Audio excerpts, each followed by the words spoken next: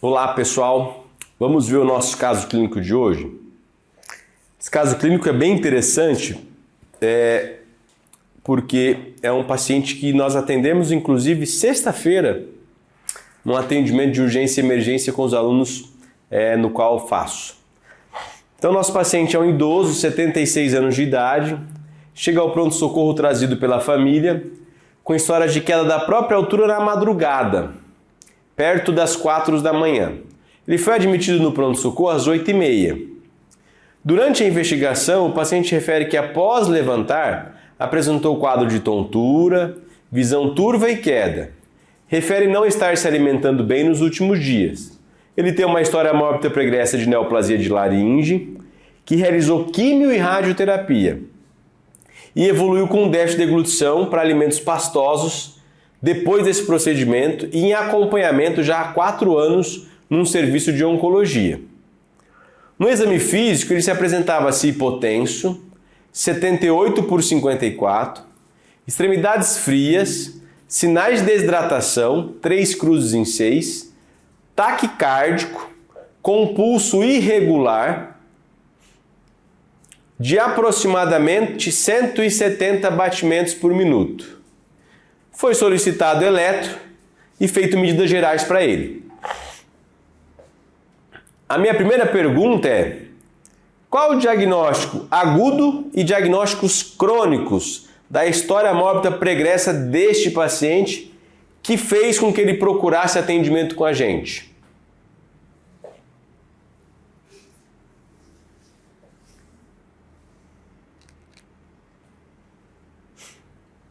Enquanto vocês vão pensando, olha só, eu tenho um paciente idoso que tem uma história de neoplasia de laringe, operado, feito quimio e radioterapia, que tem uma queda da própria altura com queixa de perda da consciência, visão turva, tontura, que pode ser uma síncope. Associado a isso, tem uma queixa de piora nos últimos dias, porque não está se alimentando bem, e chega no pronto-socorro com um PA 8/5, desidratado e taquicárdico.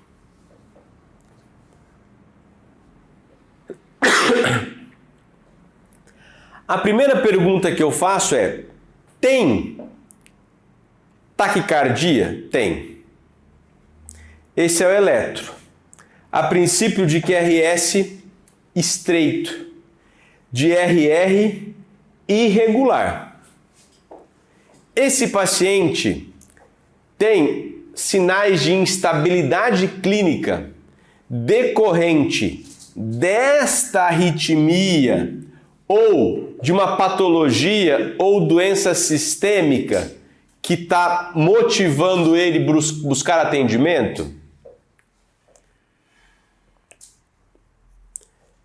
Essa foi a nossa discussão lá no dia do atendimento desse paciente. Como diagnósticos agudos desse paciente, nós colocamos síncope, certo? Porque é o que ele buscou atendimento, queda da própria altura, ok? E nós colocamos fibrilação atrial de alta resposta e interrogamos agudo, crônico, início recente, mais de 48, menos de 48. E interrogamos: essa arritmia é o que está causando essa hipotensão? É o que está causando essa desidratação? Foi a nossa discussão. E de diagnóstico crônico, nós colocamos como neoplasia, desnutrição, porque ele vem com déficit carencial de alimentação. Tá bom? A nossa interpretação no atendimento foi que esta arritmia não estava levando a esta alteração como hipotensão e desidratação. Tinha uma doença que levou à desidratação, que levou à hipotensão, que levou a ataque à arritmia e que levou ele a ter uma síncope e que levou ele a procurar o atendimento. Foi essa a nossa interpretação. Porque ele estava consciente, ele estava orientado, ele estava eupneico, ele não tinha sinais de precordialgia, ele não tinha sinais de congestão. O que nós fizemos inicialmente para ele? Hidratação. Expansão volêmica com 20 a 30 ml por quilo de peso.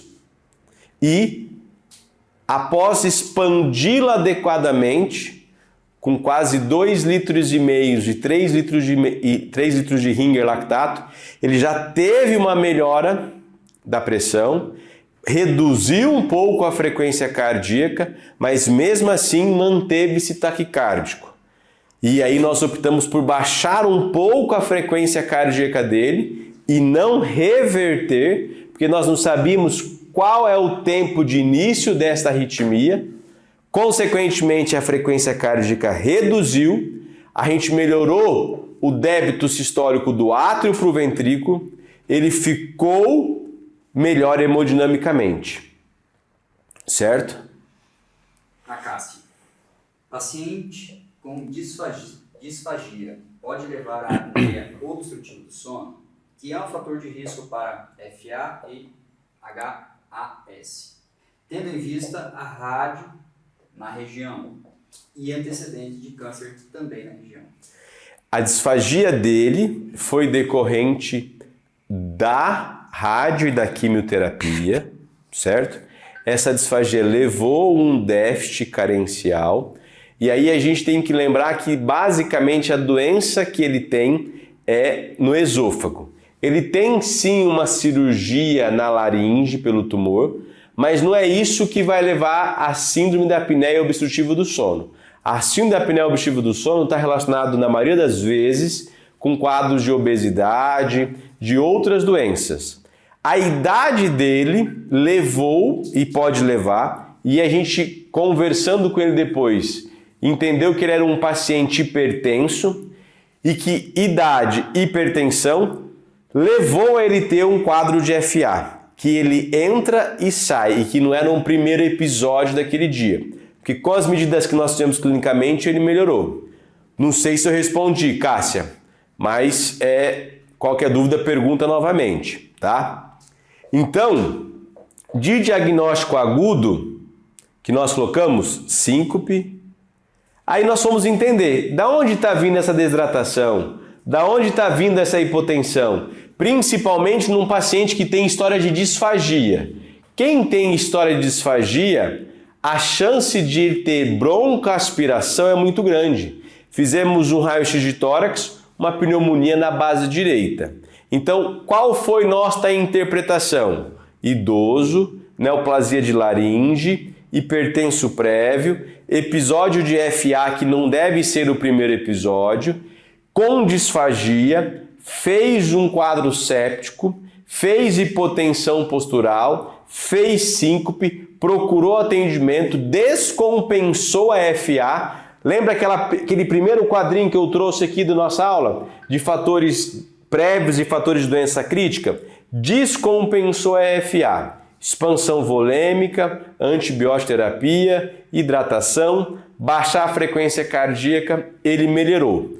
E internamos ele para conduzir o tratamento com antibiótico e depois pensar em medidas ambulatoriais. A Milena. No caso, ele tem um FA crônico. É uma pergunta. Isso pode levar a um AVC? Até a Cássia, logo em seguida, pode. Aí a Milena. Tem que anticoagular? Aí, Milena, é a pergunta que está no último aqui do nosso caso. Como nós vamos fazer ambulatorialmente para ele, que é a pergunta que nós vamos chegar. Um idoso de 76 anos, com história prévia de neoplasia, com uma história de FA que não é aguda, é crônica, que vai receber alta. Ele precisa anticoagular? Eu faço a pergunta para vocês. Se eu for fazer os critérios de Chades-Vasque 2 deles, para avaliar necessidade de anticoagulação, ele preenche critério de anticoagulação? Sim ou não? Dá um tempinho para vocês pensar. 2 segundos. Preenche. Demoraram para responder. Preenche critério. e ele necessita de anticoagulação. Então ele é um paciente que vai sair com medicamento de anticoagulação para evitar episódios de isquemia, seja uma isquemia de um AVC, seja isquemia de membros inferiores ou inclusive isquemia mesentérica. E também fizemos lá na discussão com os alunos o score chamado RAS-BLED, que é um score para avaliar o risco de sangramento que esse paciente vai ter. Então ele tem tanto um alto risco para necessitar de anticoagular e também alto risco de ter eventos hemorrágicos pela anticoagulação. Então eu tenho que controlar esse paciente mais de perto, acompanhamento ambulatorial mais de perto. Então as principais condutas ambulatorialmente seria anticoagulação e controle restrito mais próximo do risco de sangramento que ele pode ter pela anticoagulação, considerando que ele tem um Chades-Vasque para anticoagulação. E a Cássia interagiu aqui. Chades-Vasque e score RAS-BLED. É isso aí.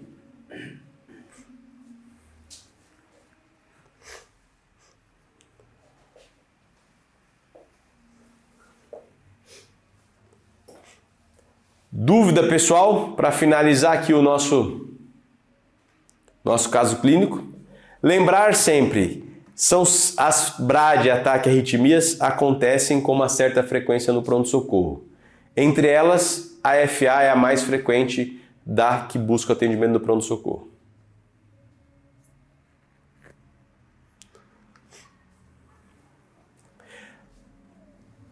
Vamos programar em algum momento para a gente fazer o nosso encontro presencial, que não nesse final de semana pela questão das eleições, mas a gente volta a falar com vocês. Tá bom, pessoal? Um abraço!